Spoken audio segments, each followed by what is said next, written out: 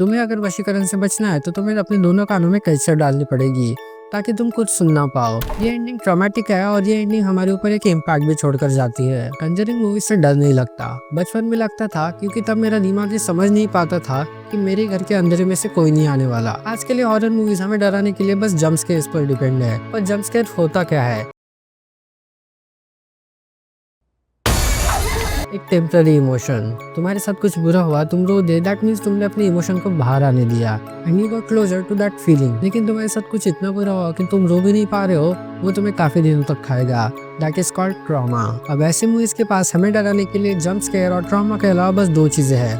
First is presentation. Presentation का एक अच्छा एग्जांपल है स्माइल मूवी, जहाँ मैक्सिमम हॉरर मूवीज रात के समय में बेस्ड होती है। इसका maximum run time day time में है।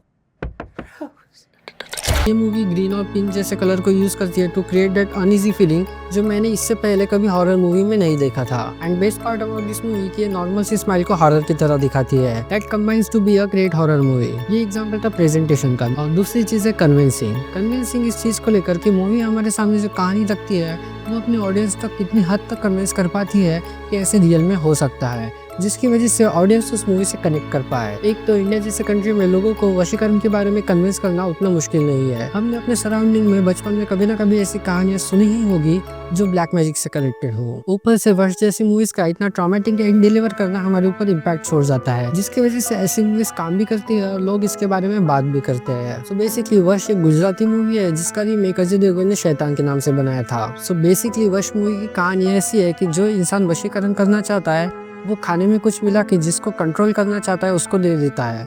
उसके बाद वो पर्सन वही करेगा जो वो आदमी करने के लिए कहेगा। सो वश मूवी के एंडिंग में स्पॉयलर्स अलर्ट, लड़की दो कैंचियां लेकर अपने कान में, ताकि जो वशीकरण करने वाला बोल रहा है वो सुन ही ना पाए। So this is an traumatic ending और ये इम्पैक्ट छोड़कर जाता है कि प्रॉब्लम सॉल्व होने के बाद भी जो इंसिडेंट्स हुआ था उसका इम्पैक्ट कैरेक्टर की लाइफ पे हमेशा रहेगा कि वो कभी सुनी नहीं पाएगी। वश के सीक्वल वश लेवल 2 का भी ट्रेलर आ गया है और सच में इन्होंने बस सीक्वल नहीं बनाया, सच में लेवल अप किया है, क्योंकि इस बार सिर्फ एक लड़की नहीं स्कूल की सारी लड़कियों पर वशीकरण किया गया है। अब कुछ लड़कियां ट्रेलर के ओपनिंग सीन में स्कूल की बिल्डिंग के ऊपर से जंप कर देती है। That's horrifying. Big stakes and brutality. Honestly मुझे इस मूवी के इफेक्ट्स और सिनेमाटोग्राफी थोड़ी वीक लगी, पर हमें ये भूलना नहीं चाहिए कि ये गुजराती फिल्म है। इन्होंने अपनी पहली फिल्म से काफी अपग्रेड किया है प्रोडक्शन लेवल में। ट्रेलर में ऐसा दिखाया गया है कि जिसने वशीकरण किया है उसने कहा है किसी अंकल को ढूंढो। आपको प्रताप अंकल को ढूंढना है। कौन प्रताप अंकल? और इसके बीच में काफी brutal high stakes R rated scenes दिखाए गए हैं, बट शायद यही इसकी दिक्कत है। अब इन शॉट्स की वजह से लोग इस ट्रेलर की बात तो कर रहे हैं, लेकिन शायद मूवी ने अपने सारे सरप्राइजिंग शॉट्स ट्रेलर में ही दिखा दिए, जिसकी वजह से मूवी डिपेंड है अपनी बिग रिवील पर कि अंकल कौन है और वशीकरण किसने किया है, जिसकी वजह से इस मूवी के एंडिंग का लैंड होना काफी जरूरी है।